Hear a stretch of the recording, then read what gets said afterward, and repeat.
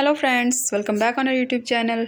संस्कृत विषय की परीक्षाओं की तैयारी करने वाले सभी विद्यार्थियों के लिए महत्वपूर्ण विषय वीडियो के माध्यम से पढ़ेंगे। जो भी विद्यार्थी संस्कृत में UGC NET DSSB KVS super TET HTET CTET किसी भी परीक्षा की तैयारी कर रहा है उसके लिए ये वीडियो मोस्ट इम्पोर्टेंट है।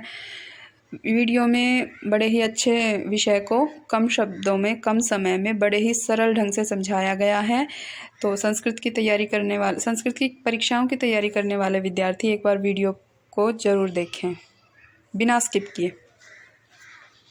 अनुवृत्ति पदच्छेद विभक्ति प्रकरणम।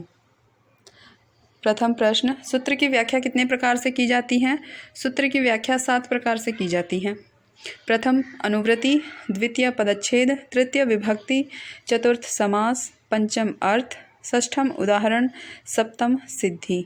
ये 7 प्रकार हैं सूत्र की व्याख्या के। अब इनमें से प्रत्येक प्रकार को हम समझेंगे। प्रथम है अनुवृत्ति।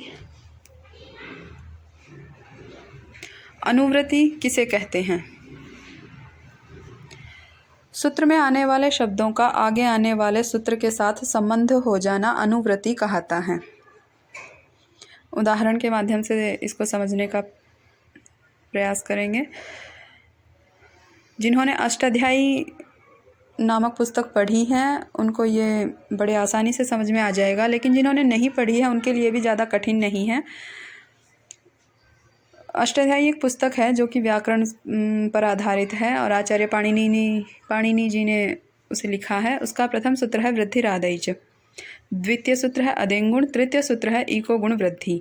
अब वृद्धिरादैच में जो वृद्धि शब्द है, अदेंगुण में जो गुण शब्द है, इन दोनों का संबंध तृतीय सूत्र में प्राप्त है इको गुण वृद्धि में। प्रथम सूत्र का कुछ अंश अगले सूत्र के साथ मिल के जाना, फिर उसका उससे अगले के साथ मिलना, इस प्रकार की प्रक्रिया को अनुवृत्ति कहते हैं। शब्दों के में जो कुछ शब्द हैं, सूत्र में जो कुछ शब्द हैं उनका संबंध अगले सूत्र में प्राप्त होना, ये प्रक्रिया अनुवृत्ति है। पदच्छेद किसे कहते हैं? ये दूसरा प्रकार है। सूत्र में आने वाले पदों को भिन्न भिन्न करना पदच्छेद कहलाता है। मतलब सूत्र के टुकड़े करना। जरूरी नहीं है 1, 2 या 3 टुकड़े भी हो सकते हैं। सूत्र है वृद्धिरादैच, पदच्छेद बनेगा वृद्धि प्लस आदैच। सूत्र अदेंगुण, पदच्छेद बनेगा अदेंग प्लस गुण। इको गुण वृद्धि सूत्र, पदच्छेद है इकः गुण वृद्धि। तीसरा प्रकार है विभक्ति। विभक्ति किसे कहते हैं? विभाग को विभक्ति कहते हैं। विभक्तिश्च सूत्र से सुप को 3-3 करके 7 भागों में एवं 3 के 3 को 3 पुरुषों में बांटा गया है, इनको विभक्ति कहते हैं। सुप किसे कहते हैं? सुप प्रत्याहार को कहते हैं। ये जो सूत्र है ये सुप का है। अगर पूछा जाता है सुप किसे कहते हैं तो ये सूत्र पढ़ दीजिए। ये सुप का अर्थ है स्व जस मौट षष्ठाभ्याम भिस गेभ्याम भयस गसीभ्याम भयस गसो साम गयो सुप, ये सुप है। ये सूत्र कंठस्थ कर लें अगर आपको ना हो तो, और अगर आपको याद है कंठस्थ है तो बड़ी अच्छी बात है।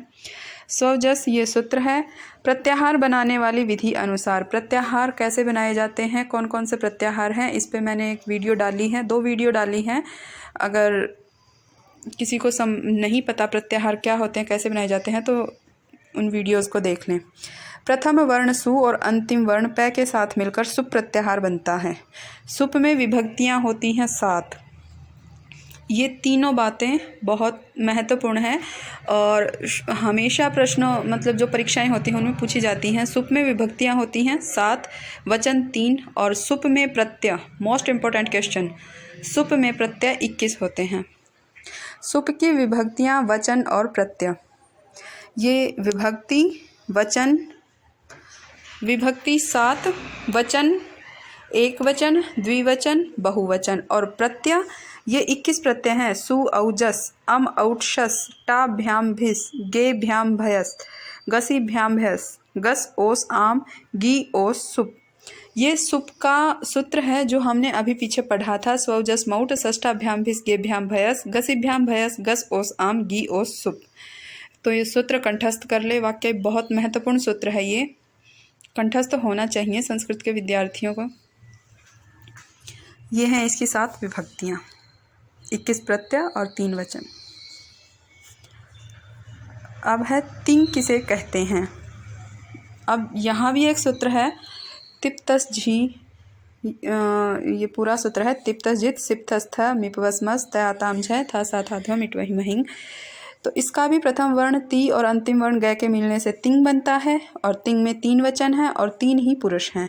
तिंग को 2 भागों में बांटा गया है, एक परस्मयी पद जिसमें 9 प्रत्यय हैं, दूसरा आत्मनेपद जिसमें 9 प्रत्यय हैं। दोनों में 9 प्रत्यय हैं, तो कुल मिलाकर तिंग में प्रत्यय हुए 18, सुप में 21 प्रत्यय हैं और सुप का सूत्र है स्वजस मौट, तिंग का सूत्र है तिप्तस झी और तिंग में कुल प्रत्यय 18 हैं।